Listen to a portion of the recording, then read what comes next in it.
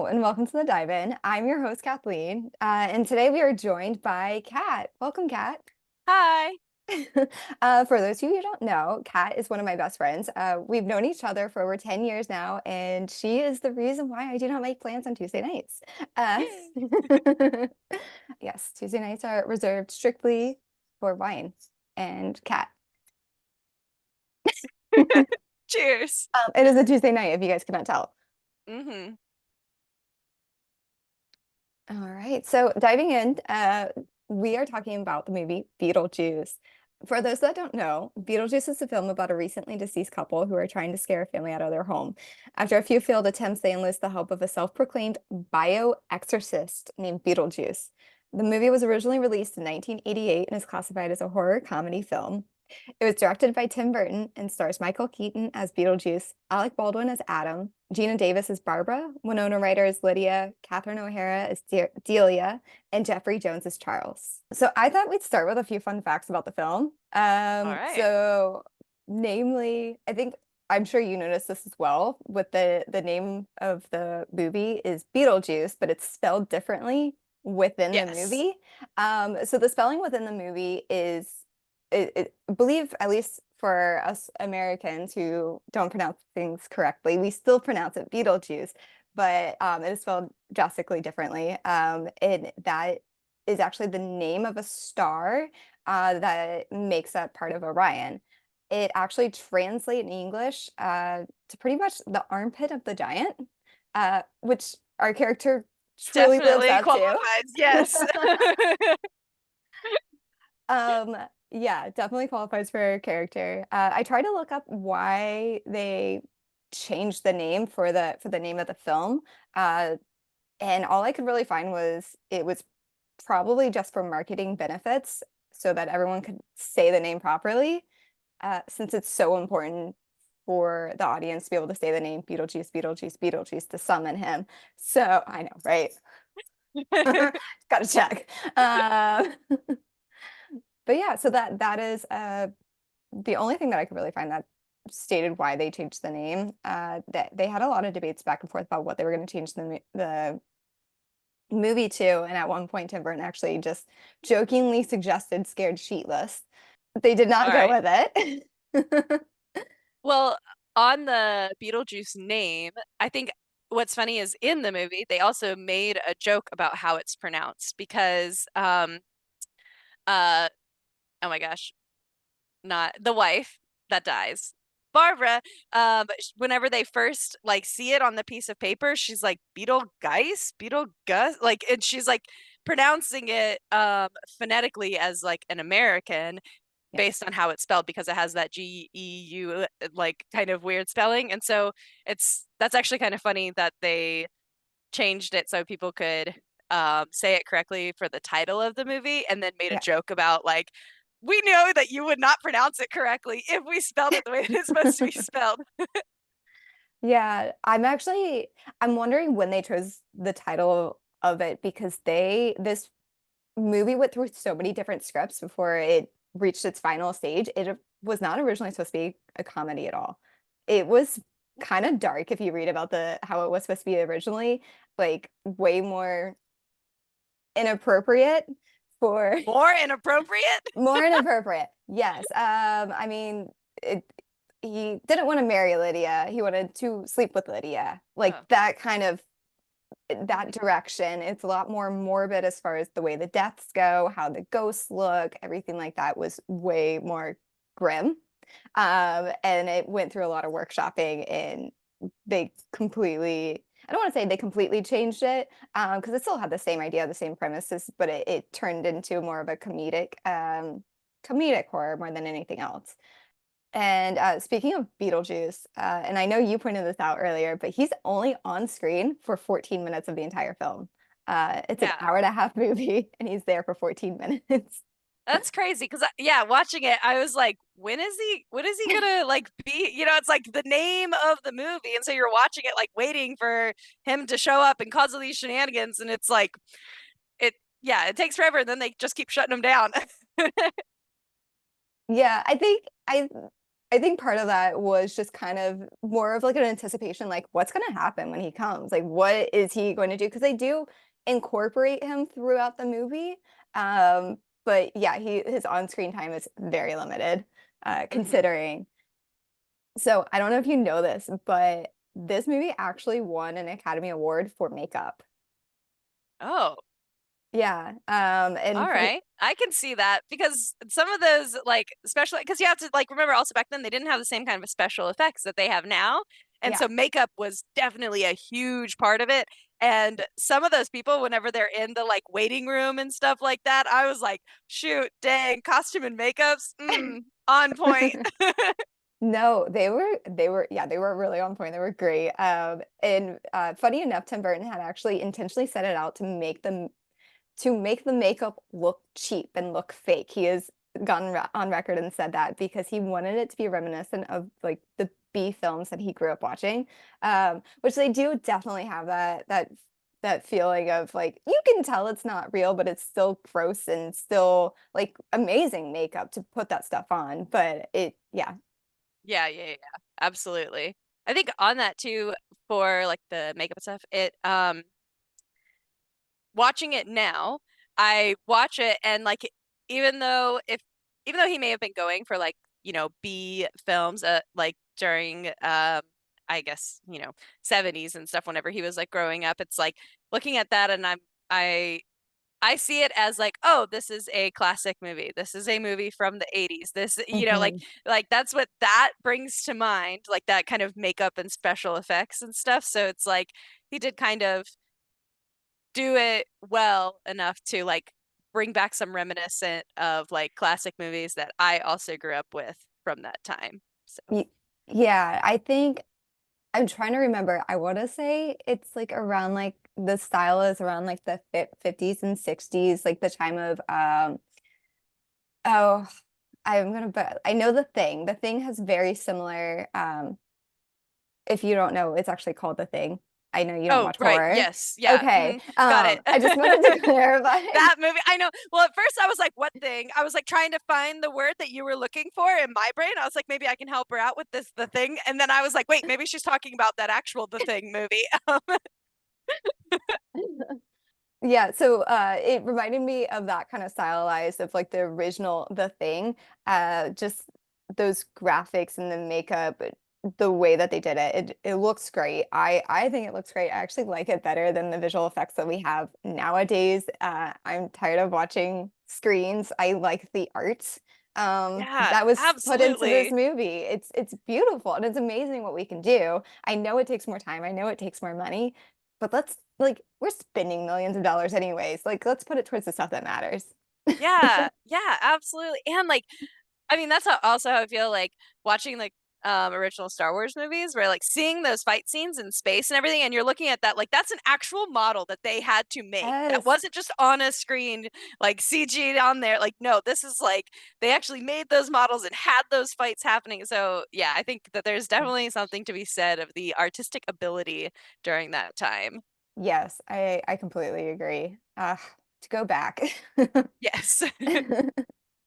Well, I personally grew up loving this film. I remember watching it on VHS as a kid. It's been probably 20 years. I'm aging myself here, but it's been probably about 20 years since I've seen this last. So it's great to be able to just to sit down and revisit it. We are going to talk about this film in depth, so if you've not seen it, you have been warned. Um, Spoilers. yes, we're gonna go through it. But Kat, I know that this was your first time watching it. And just so everyone knows, I had Kat watch this because we are going to see the musical next month. I'm so excited.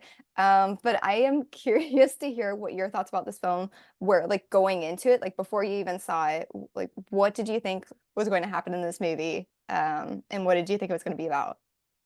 Um, well, I definitely thought that Beetlejuice's face was going to be more present. I will say that, but I think that knowing that Catherine O'Hara was in it, whom I love so much, I was definitely expecting some of her amazing dry humor in there, and so glad that she delivered. And then otherwise, I think I was expecting more gruesome and less funny. Like I think I was Mm, expecting more of the horror and less of the comedy all throughout. Like I thought there'd okay. be like moments of comedic stuff to kind of relieve from the horror side, but that ultimately it would be a horror film. Whereas Yeah. I felt watching it like the opposite. Yeah. However, if I watched it as an 8-year-old, I don't know if I would have felt the same way. Um, like, I definitely not my experience. Well, I also don't know. didn't grow up watching those movies, and so it would have been a very different thing for me at that time. But watching it now, I definitely saw more of the comedic side, Yeah. and also probably because the horror stuff is not it's more like shock value, not necessarily like scary, like dun dun dun. It's like Yeah. it's more like gruesome and like there's like a lady Yeah. smoking and her neck opens up for the smoke to come out because her neck was sliced. It's like that kind of Yeah. stuff, not necessarily the like horror that I was thinking that it would be. I think it's more of a satire. I did try to tell you that like it's not horror because we have the gruesomeness. We talk about death. We talk about or like we see all these like freaky creatures, but we see them in a normal circumstances, like literally in essentially a DMV waiting room. Right. Yes. So so it's that kind of like satire, like, oh, here's something creepy in a very, very normal setting that the least expected place you thought that you would see them. And funny enough, I mentioned this later on, but there's a this one song that plays both in the beginning of the film and then again at the end, but it reminds me of the theme music from Halloween Town. And Yeah, yeah, yeah, yeah. yeah, Okay. and they have kind of a similar vibe. I feel like Halloween Town kind of took the idea of Beetlejuice and was like, let's make these creepy monsters be in a normal town and be normal. And in Yeah. essence, so that was I don't know. I drew some comparisons there for sure. Yeah, yeah, yeah, yeah. I also see that with another like Tim Burton film with Nightmare Before Christmas, Mhm. and those that again, yeah, those like kind of creepy like under the bed spookies, but like just living their life in their own town, like yeah, I could see that. It was actually kind of surprising to me that the two of them looked so normal as because I was looking at it and thinking of how they died. It was like, did they drown? Did they die from like impact to the head, like because the car fell?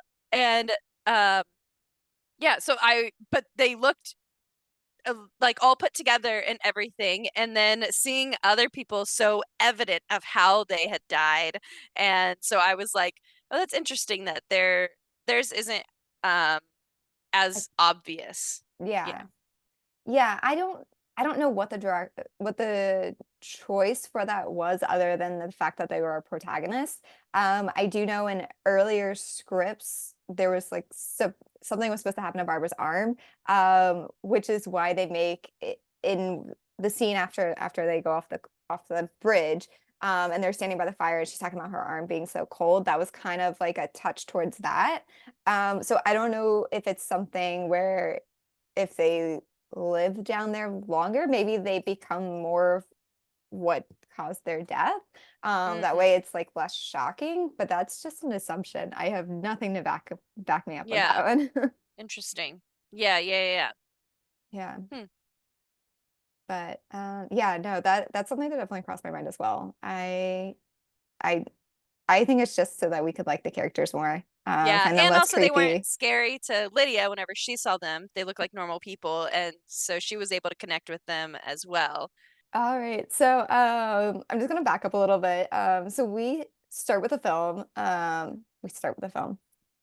The film starts out with our couple, who is Barbara and Adam Maitland, and they're in her home. They're enjoying a staycation. They're actually decorating their home. So I get the feeling that they kind of newly moved in, or at least they've been moved in long enough, but they're just now getting to like the redecorating portion of it.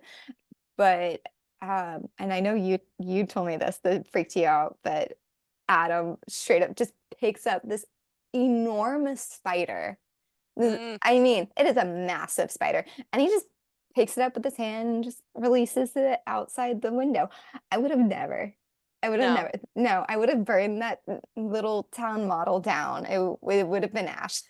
Yep. Actually, whenever like the credits kind of stopped rolling in the beginning, and the first thing that moves is the spider, and so it comes up over the thing, and I have a very big fear of spiders, and so I was like, "Girl, Kathleen, what have you asked me to watch? What is this?" I was just like, okay, cool. So in that setting, I was like, this is about to be scary as all get out. That was probably peak scary for me. Spiders. Oh my gosh. Um, Um, yeah, so after that, Adam decides that he needs to pick up some parts and a brush for honestly something. I rewatched it. It's something related to oil. I don't know what he was doing. I'm assuming it's related to his little town that he's building, but he needs something from town for it. And they both go together. And as they're driving back from the store, a dog runs into the road. They swerve to avoid the dog and plummet into they plummet into the river. Well, no, no, no. That dog Well, had it out for them. Okay. Let me tell you, the first time I saw that dog, I was like, that dog has something to do with this, you know? And then, so then whenever they first crash through, they're like, yeah, their car's like on the edge, and the dog is on it's on one the end of that, and it jumps off, and their car falls. He did it. No, that dog, I'm watching you, man. you think it's the dog. You know, there's like a theory, kind of like the Disney theories where they connect all the Tim Burton films. And I think one of the theories is that dog is the dog in A Corpse Bride, possibly. Oh, okay. All right. Yeah, I think that's this. Oh gosh, someone correct me because I'm probably very wrong. I know there's a lot of dogs in different movies of Tim Burton's, but That's zero, yeah. right? I think that's zero. Uh no, Zero is in Hollow Nightmare Before Christmas. Nightmare Before Christmas. Oh, okay, Yeah. okay, okay. Yep. All right, all right, Yeah. all right. Never But mind. there is also a dog in another Yeah, the claymation one. Franken something. Frankenweenie. Frankenweenie. Yeah, Yep, there's there we go. Frankenweenie. Hmm. Yeah. Yes. I know. I was like trying to remember all the dog names. I was like, wait, which one There's is so that? many. Yes. Okay. Yeah. Yeah. But yeah, that dog, he definitely, I mean, in his defense though, he was a tiny dog, and you're telling me that his weight was the only thing keeping that car from going into the I river. mean, they were really teetering on that edge, man. I think it made it worse though for me because like one of my things is I'm like, all right, whenever I die, I just want to go fast. I don't want to know, like I like if it's gonna be something like that, like it's like Yeah. just let it happen. But they were like they knew they had to have known, like and Yeah, it's they like, both looked back at the dog. They were just staring at it and it just went boop and they were in. yeah, yep. And it was like they knew like it wasn't even that far of a drop, but because it was just like so like boom, like it The just like landed impact. right upside down. Yeah, yeah, yeah. That was crazy. Yeah, yeah. Pretty much in the next scene, they're immediately back at home, just dripping wet. And they start to dry off by a fire. And they're kind of like, I don't remember setting this fire. That's odd. Adam's very confused. It starts asking like, how did we get back to the house? Do you remember how we did this? And he tells Barbara like, all right, I don't know why anyone would do this. Because I'm sorry, but as somebody if you do the same route every single day going to work, you tend to like go into autopilot. There have been plenty of times I don't remember driving home, but I got home safe somehow. But Adam was so confused that he felt that he had to go back to the bridge to retrace his steps. I don't, Yeah. no, I've I never had that desire. no, I also like you're soaking wet. Like let's sit and take a chill pill, man. Like Yeah. I would be like, wow, we almost just died. Like because they didn't know that they were dead at that point. And so it's like just being like, wow, we could have died back there. Like let's sit and relax for a little bit, No, But no. He was like, No, I he have to investigate why I don't remember this last little like 5 minutes of my life. He probably blacked out from trauma, you know. Yeah, there was a lot going on. Yeah, immediately when Adam leaves the house, he ends up in like this desert wasteland with massive sandworms, which we actually learn later is Saturn. I don't know Yeah. if you picked up on that, but yeah. I did, and I was like, Saturn's not a sand planet, but okay. Yeah, I also don't think it's full of worms of any sort. So, No, no, no, no. I'm pretty sure yeah. they landed on Tatooine, honestly. I was gonna go with the planet from Dune, but yeah, Oh, yes, that's another one. yeah. Mhm. Somehow Barbara was able to pull him back inside. And he's very surprised to find out that he was gone for 2 hours. We immediately get a sense that there's something off with time because he was only in there for, from our perspective, only like a minute, if even that. So yeah, Barbara pulls him back in, and she shows Adam that they don't have real reflections anymore. They're very calm about this too. She's just like, "Let me show you something," and has a little dinosaur, and she's like, "Look, no reflection." And they're very calm about it. And she's like, "I got to show you something else," and she pulls out the handbook for the recently deceased. I love this scene because Alec Baldwin just looks at it. Adam looks at it and he's just like, "Handbook for the recently deceased." Yes. And the way the music played into it, it was as if he said it right. Because it just like went dun dun, and then like she was just like, "Recently deceased," and it does the music again. Like the timing was so good. Yep, that was a good moment. Absolutely. It was interesting their issues that they had with this handbook. Like, I'm like, I need to read this because how difficult is this for you to like really I don't know if it was because of being recently deceased. They're like Yeah. obviously going through a lot of stages of grief, probably all at once, like figuring out this is who they are, and then Yeah. and so trying to process that and read a book, I mean, maybe it's not very doable. Yeah. I mean, there's not much else they could do. They're stuck in their house. What else are you gonna do other than figure out what it's like to be dead by reading the handbook about the recently deceased? Right. Yeah. Um, but yeah, and for whatever reason, it was up to Adam to read it, not Barbara. And Adam was just like, I just don't understand it. I can't get through it. Sorry. Yeah.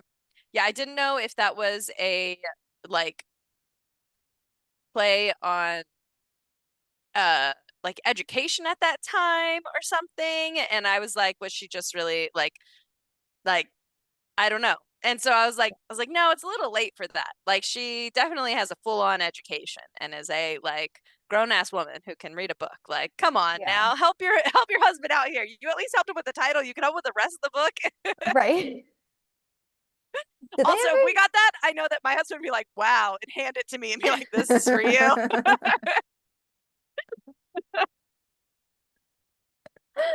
Yeah, I 100% seen that happen.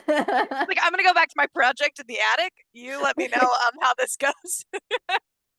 I wonder if that's kind of what he did. Like, "Oh, I got this," and then he would just go upstairs and just start working on his project and just not tell It's like her. Like, I like, can't understand this it's book. too hard. And really, he's just busy.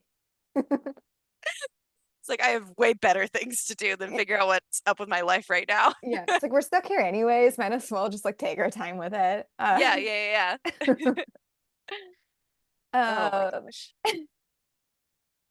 we then see them sleeping, which I guess go sleep. But I did like the scene because you see them both under covers, and as soon as we start hearing trucks and stuff roll up, uh we see that Barbara is floating, Yeah, uh which is like, okay, she can do that now too.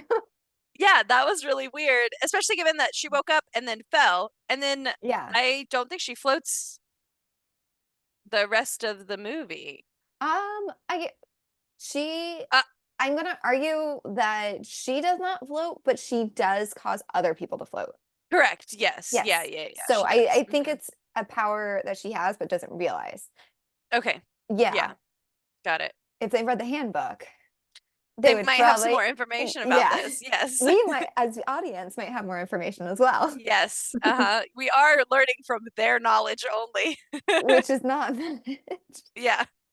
It's like, look, I mean, I don't love ortho, but like he could have at least given us a little bit more knowledge of what he was reading and stuff and how he kept saying, right. "Oh, I know the supernatural. I know the supernatural." And it's like, "Come on, man. Tell us about the Yes, supernatural." tell us about it. Tell us what you know. Um, but yeah, so they wake up to moving trucks outside their house and they realize that their house has been sold. So we meet the Deets. They arrive from New York. We have Charles who is looking, I'm assuming he's just looking for a space to have outside of the city. He wanted to move to this little small town in Connecticut. And then we have his wife, Delia, who is extremely apprehensive. She is this very eclectic art sculptor. Uh, That's a and great way to put it. yes, and all of her, all of her city friends are, back in the city. She was able to convince her one friend, Otho, to join her out there, to leave the city just to visit her. But he definitely, I think he keeps her around just because she thinks he's awesome. That was the vibes that I was getting. Like the moment she Yeah. wrote mauve on the wall, and he's like, "That's what I was thinking." She's like, "Really?" Like she was very like, "Oh my gosh, like I'm as cool as him," kind of moment. Yeah, she was definitely trying to impress him for sure. Yes. And also, I will say that Catherine O'Hara embodied Delia Deetz perfectly. Oh my gosh, her acting for that role, Oh, it's so so good, good. So so good.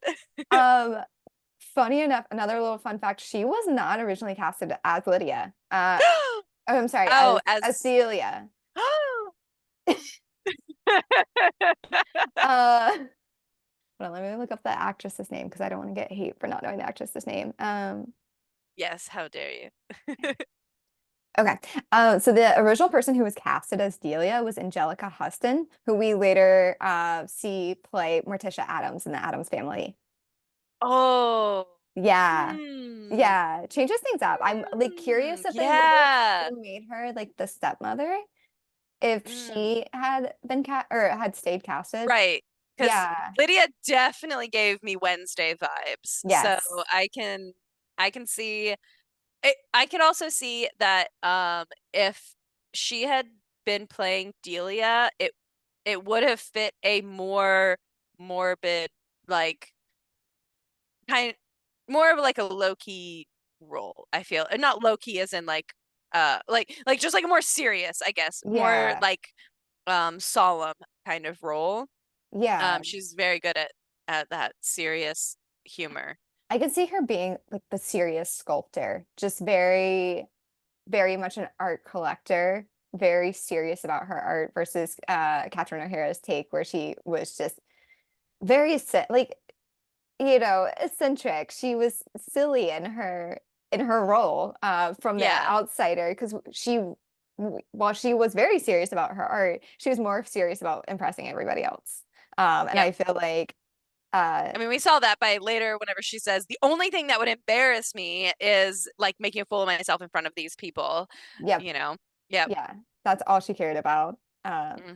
Yeah, I feel like if Angelica was on that role, she definitely would have been more serious about the art. Um, yes. I agree. I think that that would have been um yeah, and I wonder how the relationship between her and Ortho would have changed as well. Like because I feel like he kind of brought Catherine O'Hara's character down a little bit.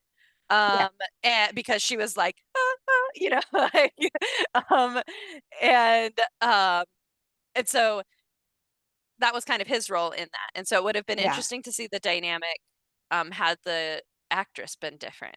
Yeah, I wonder if those roles would have flipped. Like if Otho would have been coming in and he would have been the one trying to impress her. Like, of course they came to the city to visit you, and him leaning more onto her versus the other way. Yeah, yeah, yeah, yeah. Yeah. Um, Yeah. So we also, I know we just bitched her, but we also met Lydia, who is Charles's daughter, stepdaughter to Delia. And she has the complete just gothic. I mean, she looks like she's going to a funeral every single day. Yeah. And a dramatic one at that. In some scenes, she has those giant hats with the veils. She is just full. I mean, she looks like a walking Tim Burton character. Well, yeah, and Yeah. also in that scene, she felt like she was going to be at her own funeral. She was writing her suicide letter at that with the scene with This like the is, veil and yes. her little spiky bangs. Um, I was surprised that she changed her aesthetic so much later. Like at the end. Yeah, like Well, she 'cause also she, was in a school uniform, so I will yeah, defend her yeah. there. But like, I mean, her hair still. Well, I guess yeah, there could have been a lot of like rules and stuff, but it was like I don't know. They like lightened her up, which I get like Yeah. she's happier now. So that I can see that being a choice. But you can also be goth and be happy. Yeah, I think it was just more of a stylized choice just to physically show us that Show the she's change. changed. Mm-hmm. Yeah. Yep. Because then that way, because it does get dark. She is writing her suicide letter. So Yeah. that is a dark thing. That's a dark topic. So I think just to like show us like not only is she like so happy and light, she's off her feet at the very end. Like yeah. So Yeah. I think like they're just showing it the best way that they can. Like, oh, she's happy. Like, yeah. Yeah. And we don't ever get more on like her bio mom, No, which not is at all. interesting. Yeah, which is why I'm very excited about the musical. For people who have seen the musical or listened to the music, you know that there is something. They include her bio mom, or at least they mention her. I have not seen it yet, but I have listened to all of the music, and I'm very curious how it's going to play out. Yeah. So I'm very excited about that. Yeah, so yeah, they don't mention her actual mom. I don't think at all. They just they call Delia her mom for a little bit and she finally corrects someone and she's like stepmother. She is my stepmother. Yeah. And that's pretty much it. But she does Lydia does like that Delia is not happy. She literally says so. She's like, I think I can like it here because Delia is unhappy. Yep. And so Delia and Otho just start going around the place. They want to gut the entire thing.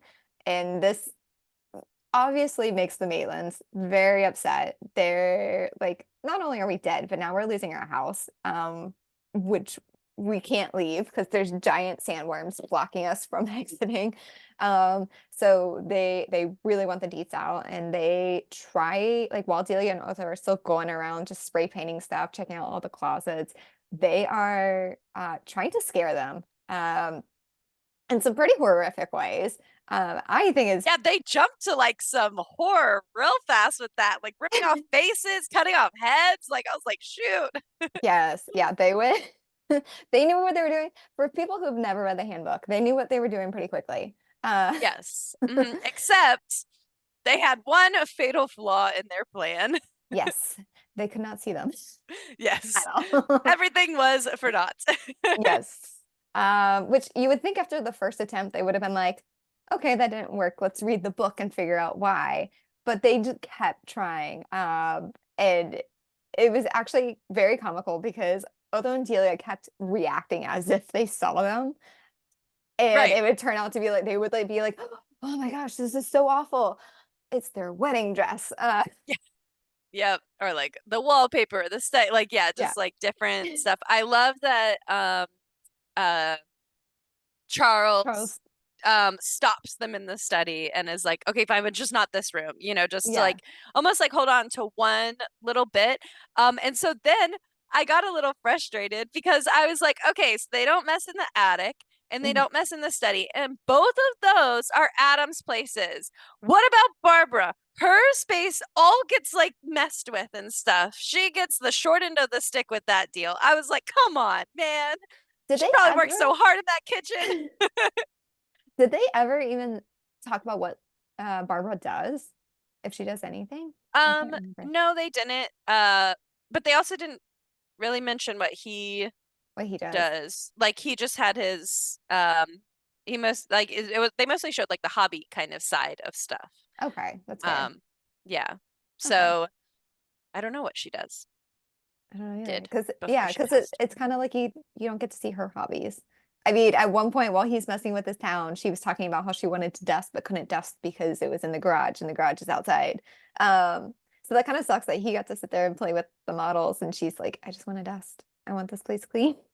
Yeah. Yeah. I Um, mean, if you were in that attic, Kathleen, you'd want that desk on too. Mainly because I'm allergic to it. Yes, Yeah, I would want it. exactly. Maybe she is too. She's dying again.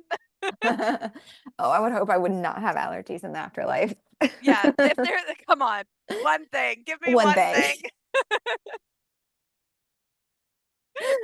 Um, so we see Lydia is given a skeleton key. And she actually, while she's given the key, she can see Barbara and Adam up in the window. So she decides to go up and explore the attic to see like who is up there. And she is unable That to was a get in. bold choice. Right? I would have been like, there's people squatting in your attic. I would Yeah, have told somebody. yeah, exactly. I've been like, hey, come with me. We're gonna go check this thing out. Like, no, she's like, I'm gonna go do this all by myself. I mean, she didn't care what happened to her. So I think she was just like, whatever happens, happens. I'm just gonna go into this attic and take my fate. Yeah. Well, while she's trying to like come in with the skeleton key, Barbara and Adam are able to keep her out at that time. But this is when we get our first like real look at Beetlejuice. Because he pops up on the TV as an infomercial. Which is cute. I don't think they actually show him, but they mention his name a couple times in it. So that was really cute. Or do they have They him say his had name? they no, They know he they didn't had say the name his on the name. screen. Yeah, they had the Yeah, name on the screen. that's right. Okay. So Adam and Barbara finally consult the handbook. And they draw a door with a handle and knock 3 times, and they're able to go into This rule of three, man. It's all I throughout. know. They end up traveling to what is literally a like it looks like a DMV waiting room. Like they try to take a number and it is a yardstick. It is so long of a number. And they like knock on this window and we see this blue woman and she's like, "Do you not have an appointment? Like you guys don't have an appointment. Of course you don't have an appointment. You're already wasting your one of 3 times coming to talk to me." And they're like, "What are you talking about?" And she's like, "You only get 100, you have 125 years in your house. And which means you only have three such and such." And they're like, "What do you mean?"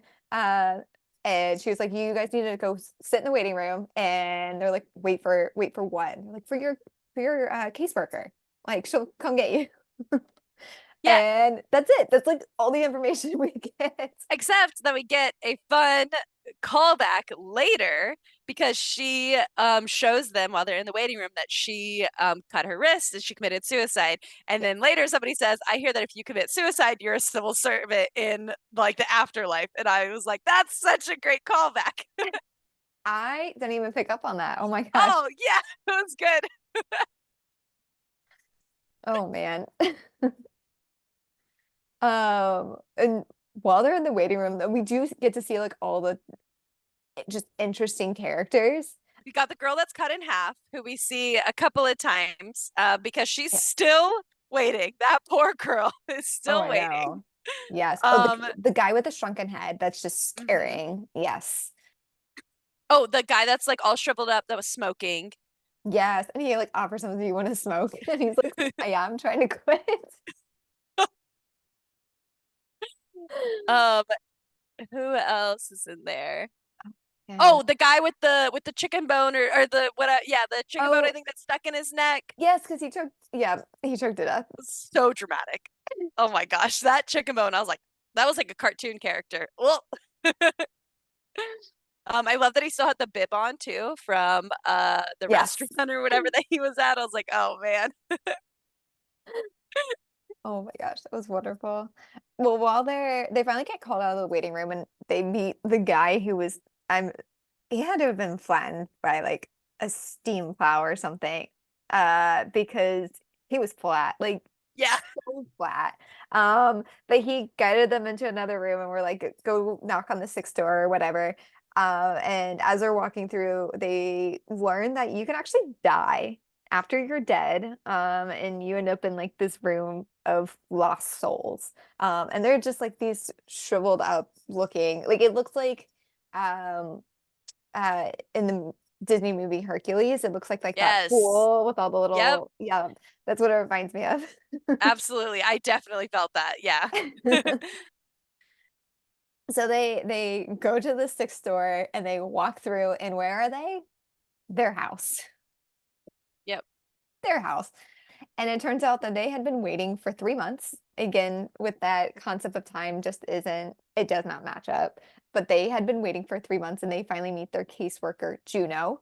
She pretty much tells them that if you want the deets out of the house, you have to do it because I do not have time for that and you guys are not important enough for me to make it happen. She also warns them though, like, do not contact Beetlejuice. Like, just don't do it. Like, he used to be my apprentice, and then he decided that he could get rid of humans on his own. And we like don't even say his name. Like, don't call on him. Don't say his name. I know he's been hanging out in your graveyard. Ignore him, which they don't do. No, of course not. Of course not.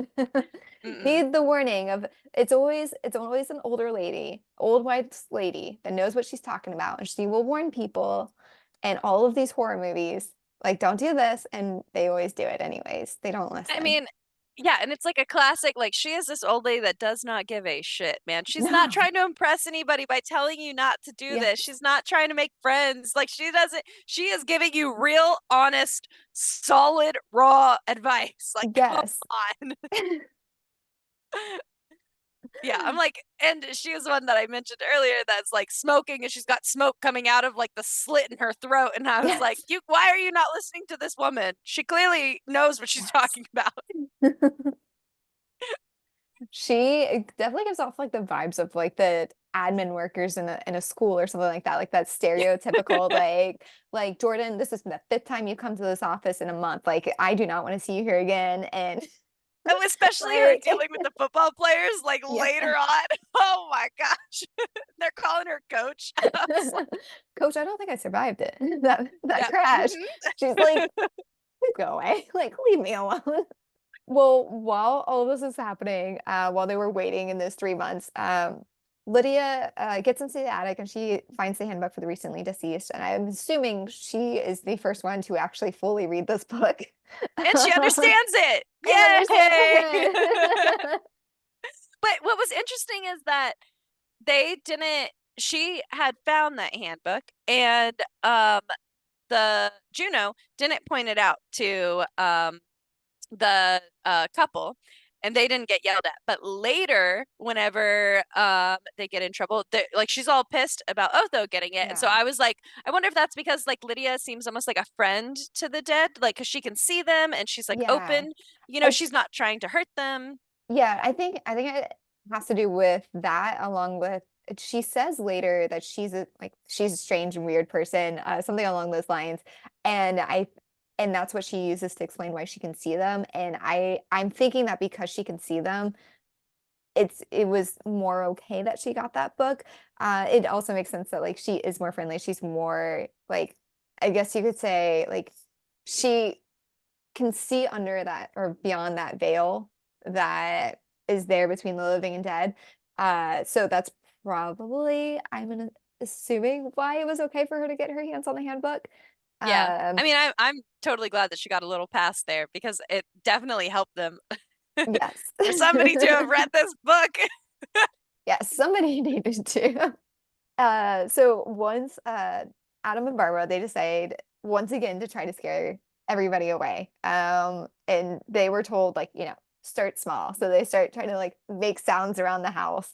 And they actually put sheets on over themselves. They first try to go scare Charles, and Charles is just like, Lydia, Delia's gonna be so mad you put holes in those sheets. Like, he did not know that they were a ghost. He was just like, Lydia, you're pulling a prank. Like, that's not cool. Like, let's not do that. So then they try to go scare Delia, who is dead asleep, like completely out. And they're standing at the foot of her bed, and she finally like jolts up and just tries to turn off the TV and then falls back down to sleep. Oh, that Oh, was one doesn't of my even open favorite her scenes. eyes Yeah, at all. Just, yeah. just hmm off, off. Off. This TV has gotten way too loud. Yes. I mean, Oh, I think, yeah, the intent of the sheets was like, oh, maybe like people will be able to see us, but yes, not thinking like that it's also kind of lame. Um, yes, yeah, and then they make the big mistake of yeah, allowing Lydia to get in there. yes. Well, so Lydia Lydia comes across them. Oh, very on purpose. She comes out with that camera, man, Well, and she because is like, she doesn't think it's them. She thinks no, it's Charles and Delia, and she's like, "You perverts!" and yeah, just takes pictures of them. But then as the pictures are developing, she looks at them and realizes they don't have feet. They are floating. So they can't possibly be her dad and stepmom. Why you want pictures of that? I don't. yep, that was my first thought Hmm. too. I was like, Hmm. no. No, no. Because if she had been right, that would have been mortified. Like Oh I my would have gosh, died right then. I would have been like, all right, this has been fun. Bye. this has gone too far. So Lydia, do you remember what they say during this time? Because like Lydia actually gets them to take off the sheets and talks to them a little bit, and she's just like, I don't know why you're trying to scare Delia. She is sleeping with, I think she says Prince Prince Valium. Prince Valium tonight. Yep. So she is out. But she's pretty much just like, you guys are just doing this wrong. It's not working. And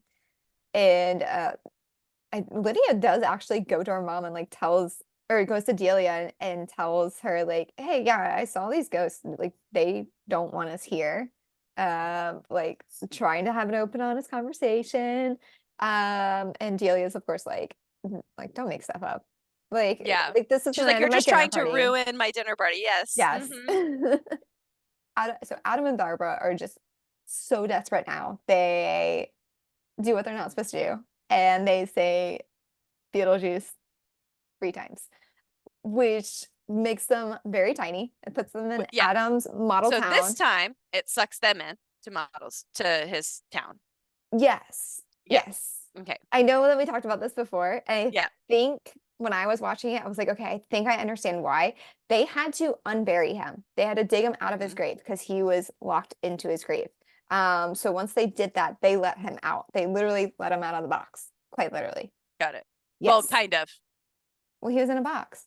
He Yeah, was yeah, yeah. No, I mean, yes, they let him out of that box. Yes, they let him out of the box, Yes. but not like fully as far as like he was still kind of stuck in that little I don't think because he they had it. was. Well, because he kept asking them, he's like, "Do you need my help? We need to make a deal here. We need a Yes. deal." He did kept saying that we need to make a deal. We need to make a deal. But then like we see Barbara say home, home, home to like he well, hold on, let's not jump ahead. We see that he's very crude. Like Barbara calls him a pervert. He's kissing Yeah, her, he's touching trying her, looking up her skirt. exactly. Like it's I Ugh. mean, he's as disgusting can come. Like they were like, how far can we push this without making it rated R? I think is what the line they were writing was. Yeah. Because they like not only did they make him like gross, like with the actions he was doing, he was physically gross. Like he like looks like what you would describe like a booger mixed with a pimple. Like he was gross. Yep. Yep. Mhm. Yeah. Um, but they meet with him, they talk with him, they're disturbed, they're grossed out. They're like, no, like this is a bad idea. And Barbara says home, home, home, and it puts them back in the attic full size. And they just kind of like forget about Beetlejuice and walk away. And they decide, Barbara's like, I think I have a different idea of how we can scare them. So during the Deets' dinner party, this is one of my favorite scenes. It's like this is the only scene I like ever remember from when I was a kid. I love the scene so much. It's good. It's a great scene. And it's they decide to possess everyone at the dinner party and have them sing. this song called Banana Boat Deo by Harry Belafonte. And they did like the whole song in that movie. Oh my gosh, I was waiting for it to end. I thought they would cut it off or something. No. No, they did the whole ass song. Oh my gosh. It was wonderful. That is, it is great. And of course, Catherine O'Hara just takes the lead on it, starts it Mm, off. yep. Everyone thinks it's a joke at first, like, oh, haha, so funny. Otho, like, what are you doing? And then they all end up joining in. Oh, Otho gets And into it, man. so He much, is loving he his life. jumps out the ice bucket. Yeah. And I'm like, I get that like they're controlling their dance moves, but that man's face was in it. He was all Yes. Yes. Everyone else was like, oh my gosh, what's happening? His face was like, yeah, yeah, yes. I like Like this is this. it. Unfortunately for them, the guests did find it very entertaining. And they decided that they were like, wow, we can make money off of this. Like a haunted house, like parlor trick. This is amazing. We have to make money off of this.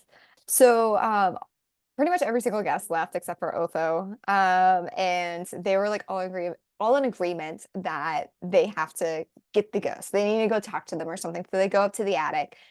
This is where Otho gets his hands on the handbook. And he takes that for himself. And at this point, Beetlejuice is just like they screwed up. Like they don't know how to possess people. They don't know how to scare people. It's time to turn on the juice. And this is why I think that he still had that freedom because it was at this point he decided to turn himself into the handrail slash snake and just I mean he scared them. Like he truly took that to the next level, almost killed Charles and like truly terrified everyone there, including Lydia. Yes. Which made Yes, me so upset. I was so mad. I know, because she definitely blamed Barbara and Adam for that. She was just like, "Why are Yeah. you doing this?" Fortunately, Barbara was actually able to stop Beetlejuice before anyone was permanent or before anyone was truly hurt. She said his name 3 times, which sent him back to the town model. So that's why I think when they said it the first time, I do think it released him. They did have to unbury him, but I think he had the ability to leave the town, but I think he wanted to see what was going to happen before he made any moves, is my personal opinion. Mm. And then Hmm. that's why like to put him back, as Juno said later, I think they had to say his name 3 times again to get him back into the town. Okay. Yeah. Interesting. All right. Yeah. That's the way I Mm-hmm. understood it. But this is also a fake world, and sometimes rules don't always make Yeah, sense. yeah, yeah. Yep. Absolutely. Yeah. So immediately, Adam and Barbara just get like transported into Juno's office, and this is where we see the football team. Oh my gosh. They're like, "Coach, where's the bathroom? Coach, where's the locker Where's room? Coach." I am not your coach. He survived the crash. I love that line because that was like so shady too. Like, why is he the only one that survived? Does Juno know something? She's the best. She's so good. She was great. So Juno was talking to Barbara and Adam, and she's telling them, like, you guys screwed up. Like, you need to go get those photos back. You need to get the handbook back because Ortho stole it. I know you didn't notice, but he did. And you have to get them out of that house because they're just trouble at this point. And she's still not offering any assistance. She's like, you guys got to do this on your own. Otherwise, like, Yeah. you guys You done are, messed up. Fix your yeah, shit. yeah, pretty much. Because she's like, we can't have actual proof of the afterlife. Like that's gonna screw everything up. They're all gonna like have power over us essentially, as we see later with Otho.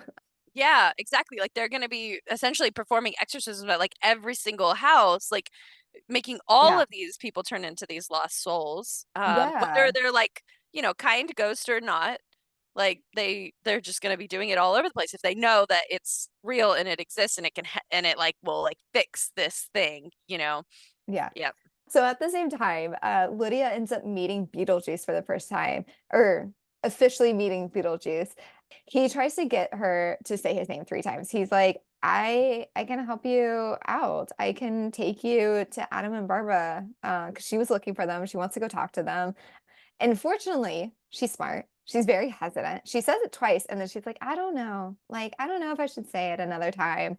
Well, because My then at that point, she puts together, like, she's like, wait a second, that was your face on that end of that snake.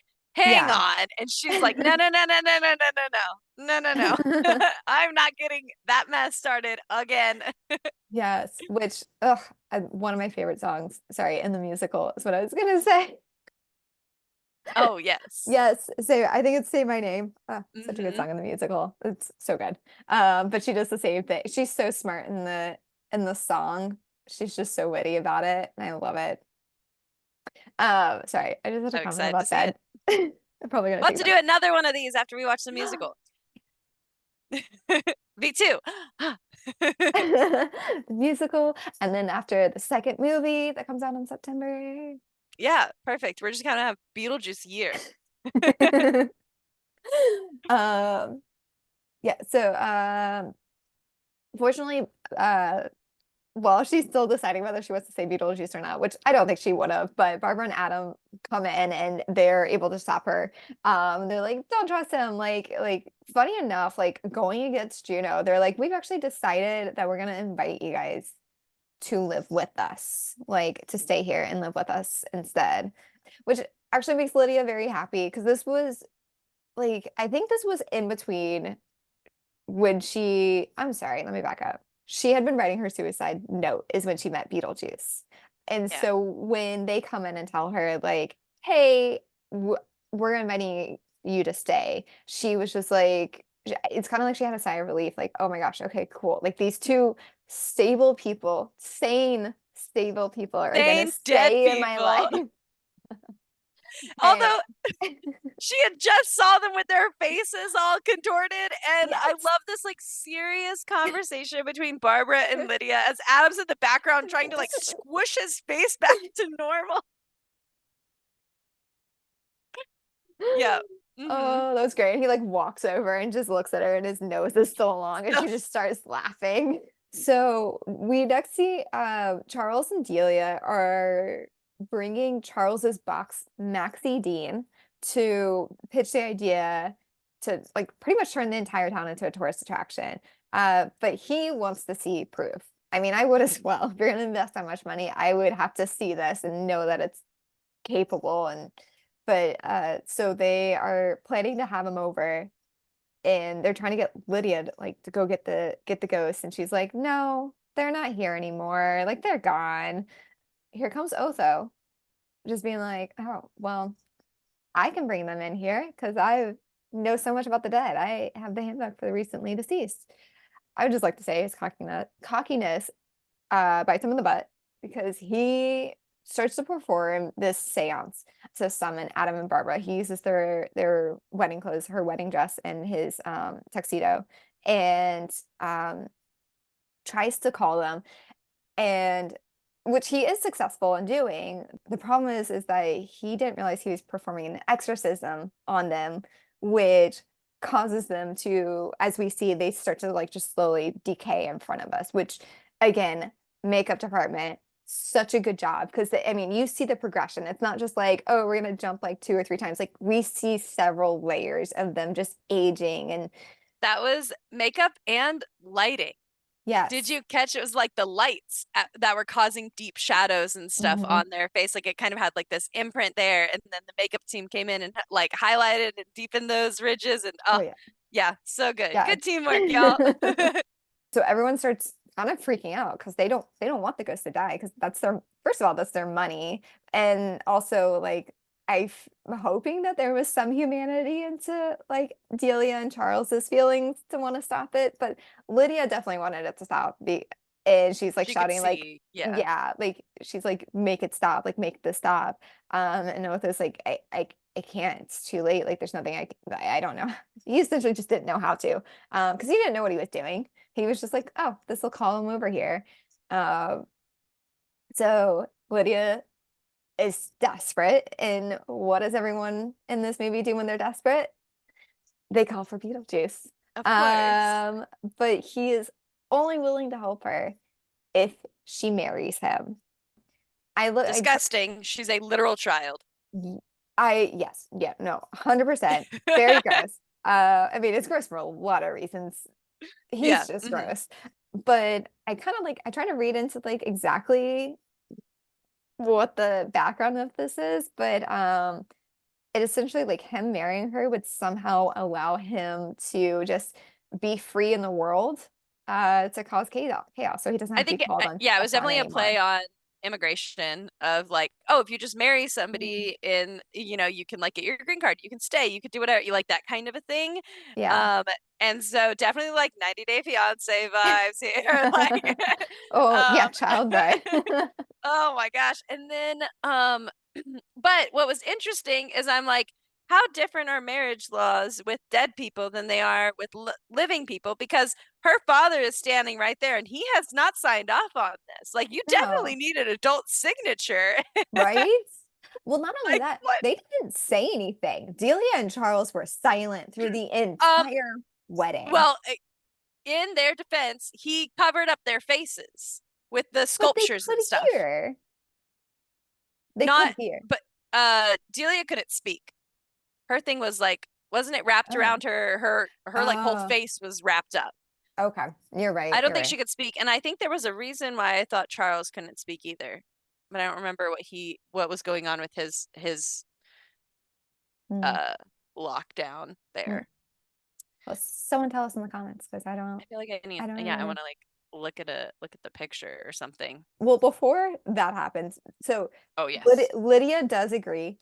She's just like, all right, yeah, fine, like whatever, like helps them so that they don't die, and become a lost soul.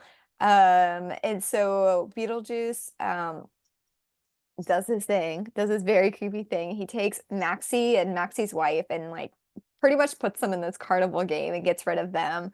As he's doing that, he does save the Maitlands. He like knocks them down or something off of from floating, and they slowly, another props to makeup, they slowly start to go in reverse and start getting life back in their faces. They weren't like immediately like fully human looking anymore. They just like slowly progressed, which I love. Beetlejuice then calls in a minister from the other world and puts Lydia in this very red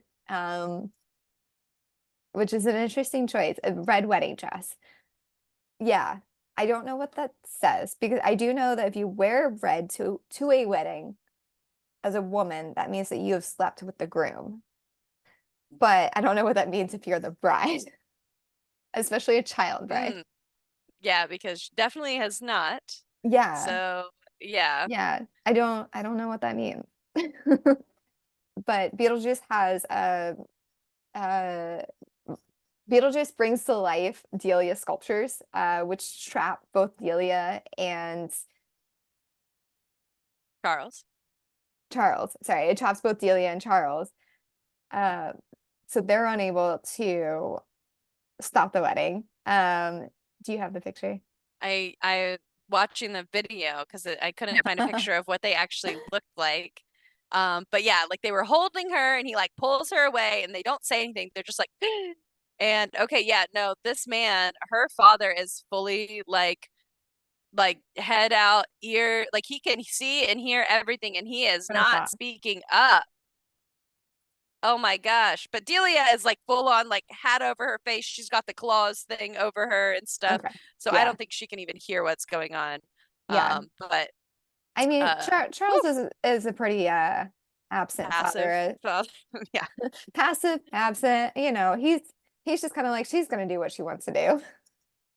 But clearly she doesn't want No, to. she Look at doesn't her want freaking to. face. Oh my I know. I know. gosh. She keeps trying to be like, no, I'm not gonna do this. And then oh my gosh. Just I will say it was a little funny when he's like looking for the ring and he pulls out a finger and he's like, don't worry, she didn't mean anything to me. That was, oh my gosh.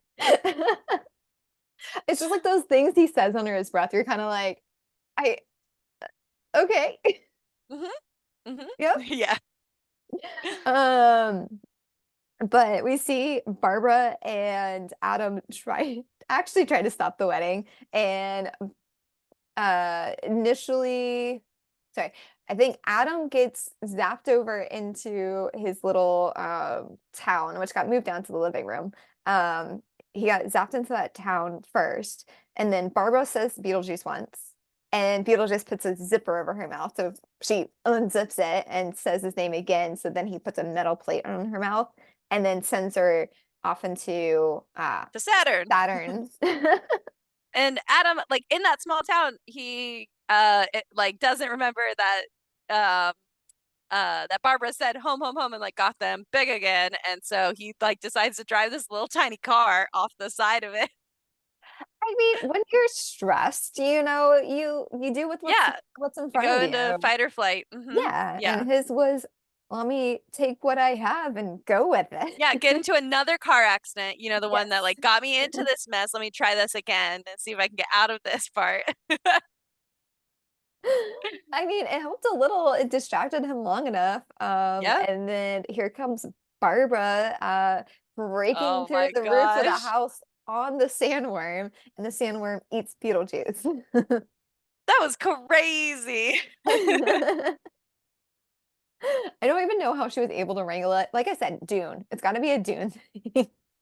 As we can tell, the Dietzes can finally see the Maitlands, and they agree to live in harmony within this house. So we skip ahead to the school year, and we see Lydia coming home from school. She's happy. She runs home, and she's greeted by Barbara and Adam, which are definitely the people who are supposed to greet you when you come home from school. But she's very excited. She's talking to them about studying and her grades that she got, and she's just kind of like she's like, I did good enough. Like let me do something. And so they reward her with I believe the song is Jump in the Line, and they start playing Jump in the Line. They bring all the furniture to life, and they make her float, and she's just dancing. And it rolls credits. It does pan to Yeah. her father for one last, like, oh, I guess she Oh, got a good grade. yeah, which So it's like he's again, somewhat paying attention, but yeah, also I'm like, where are you in the house that you're not like, yeah, like you're okay with ghosts raising your daughter. yeah, I mean, maybe Like, that's, I mean, maybe that was the symbolism of her being raised up. Like they were raising her. yeah. Well, I mean, I think they definitely are. Yeah. And honestly, I don't think that Delia and Charles are that upset about it to like have that No. responsibility kind of lifted. It's like, because then, the relationship between the two of them is so much better. And so, like, between Yeah. Lydia and Delia. And so Charles has that weight lifted off of his shoulders, like, because they obviously did not get along. Yeah, definitely. So, All right, yeah. so tell me, what are your overall thoughts about this movie?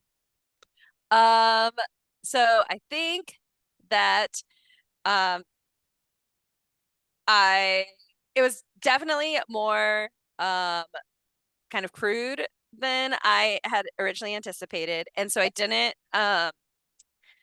didn't like love it. It wasn't one that I was like, oh man, I gotta watch that again.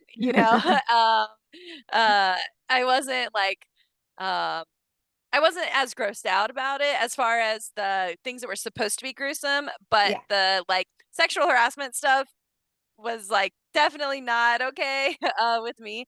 yeah. And again, it's like time period, Yeah, I mean, it's been almost 40 years since that movie came out. And I mean, I hate saying that even just like 10, 15 years ago, that stuff still would have passed. yep, yep, Yeah, absolutely. yeah, Yeah, but nowadays, no, we're not gonna be doing that. yeah, So, yeah. uh, yeah, so And that's something that I hope isn't as prevalent in the musical whenever we go to see it. That's like, um,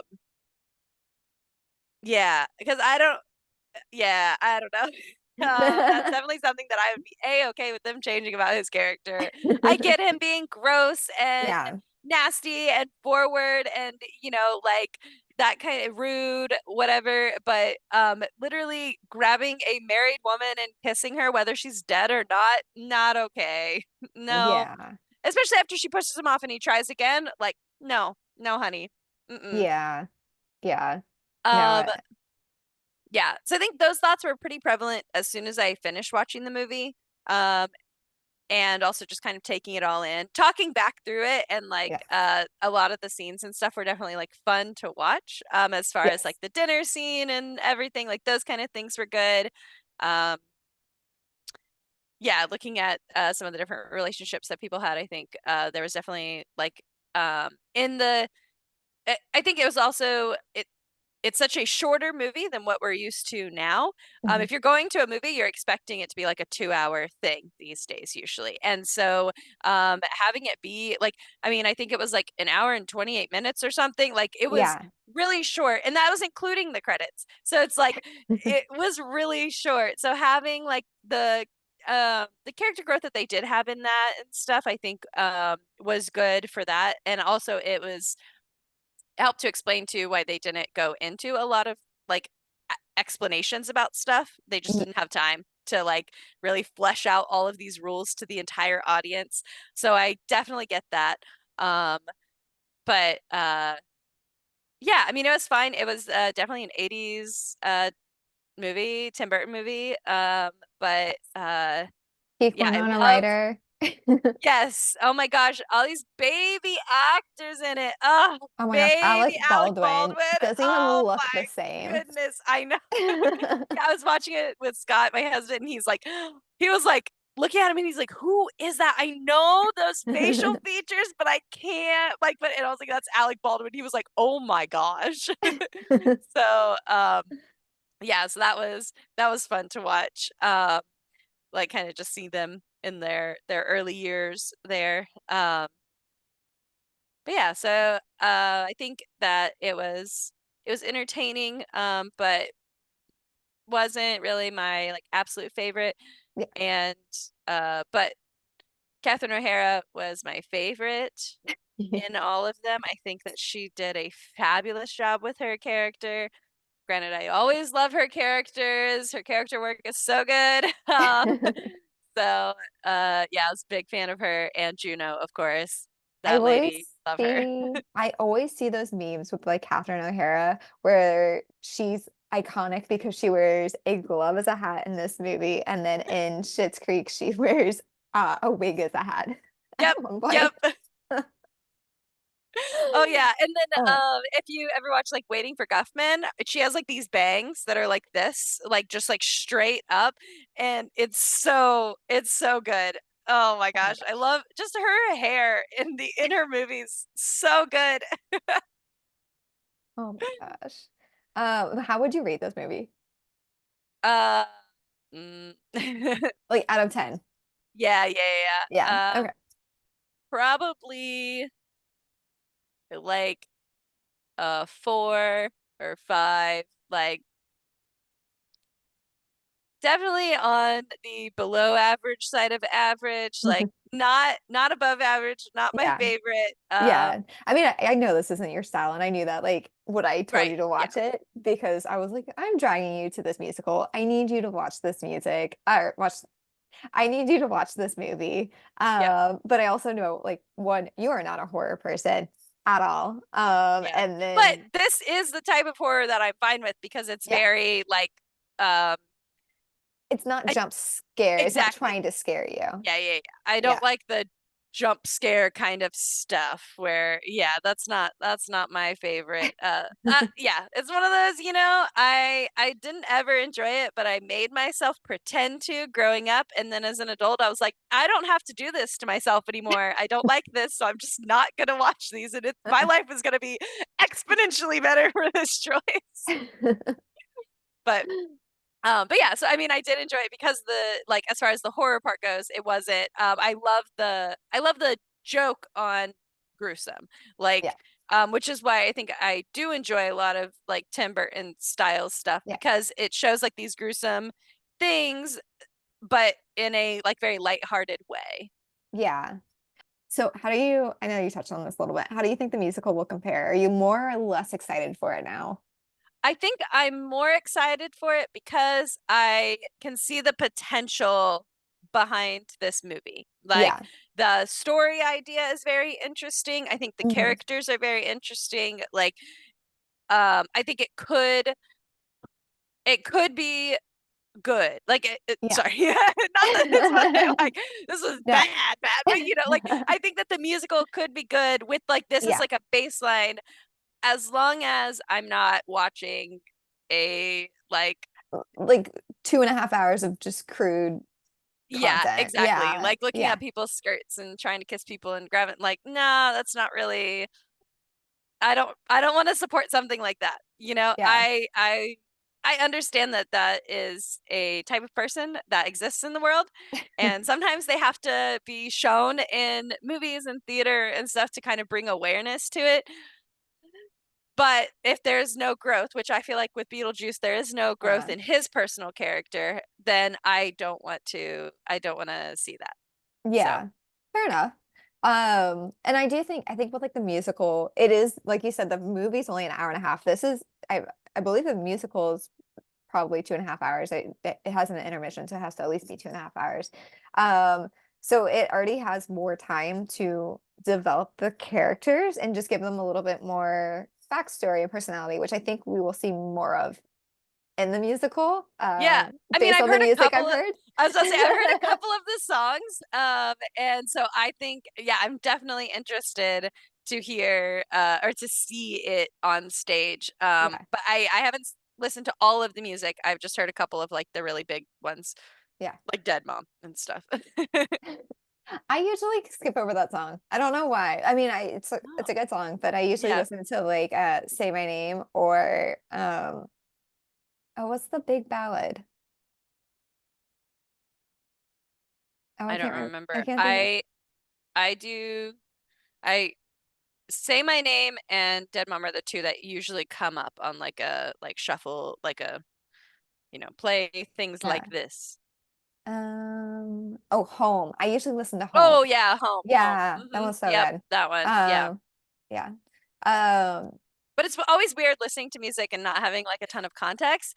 I know. However, having watched the movie, I do have a little bit more context. It's like listening to like Shrek the musical. Never seen Shrek the musical, but obviously I know the movie. So listening Yeah. to the songs, I can see exactly where they would fit into the story. So it makes more sense. Yeah. I do feel like with this one though, like musical to movie, or as somebody who's seen the movie but has only listened to the music from the musical, there's like pieces in it because they've added backstories to some of these characters or added in characters that weren't in the movie. I'm kind of like, how does this play out outside the music? Because I know there's dialogue and it's Right. not in the music, and I'm like, I have to know how this plays out because now there's like a piece is missing that aren't in the movie, and I can't piece it together unless I go see it. Yeah. Um, okay, so there's a sequel, Beetlejuice, that's going to be released in September. Do you think you will see it? I'll probably see it with you. Um, we'll see. Maybe Yeah, I'll probably watch a trailer and kind of get a vibe check for it. yeah, I don't know if I would see it in theaters. If it looks like it's really not my cup of tea, as far as like if it really plays into like the horror side, then that might yeah, be like an at home with the lights on kind of movie. But yeah, yeah, I mean, I will probably see it eventually at least. yeah. So I believe they've released not a trailer, but a teaser. And I do know Jenna Ortega is going to be in it. I oh, okay. think she's playing Lydia's daughter. But Jenna Ortega has definitely got the vibes. I mean, she's already worked with Tim Burton before on Yep. Wednesday. Yep. She's got the I look loved and the Wednesday vibes. too. Yeah. Yeah. And then I think they're bringing on Willem Dafoe as well. Oh, okay. Which is I don't know who he's playing, but it does look like he was on the cast list when I checked today. So I'm interested to see what they're gonna do with it, bringing the Green Goblin from Spider-Man. Uh, Yeah. Interesting. right? Okay. Little crossover. Yeah. They're doing all the universe expansion stuff, so like why Oh my gosh. not? Well, thanks, Kat, for joining me today. And thank you for anyone listening in. This has been the Dive In.